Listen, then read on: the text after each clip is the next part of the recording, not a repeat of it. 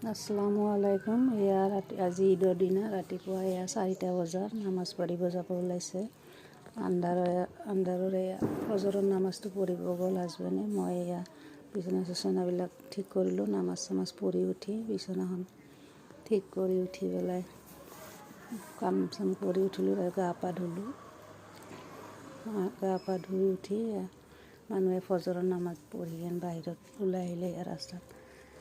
এতিয়া বাজিছে 5টা বজাত। ফজৰৰ নামাজ পঢ়ি মানুহবিলাক আহি আছে। মই ঘৰৰ কাম চাম কৰি গা পা ধুই উঠিলোঁ। তাৰপিছত হাজবেণ্ডো আহি পালে ঘৰত। হাজবেণ্ড অহাৰ পিছতে চাহ চেৱাই বনাই দিলোঁ। চাহ চেৱাই খাই দুজনে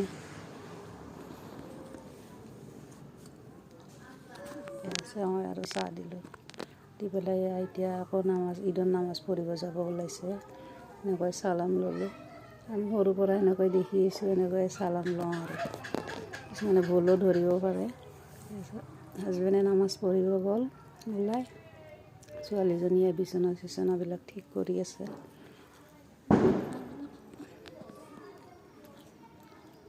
হাজবেণ্ডে নামাজৰ পৰা আহিল। ভিডিঅ'টো ভাল লাগিলে লাইক কমেণ্ট কৰি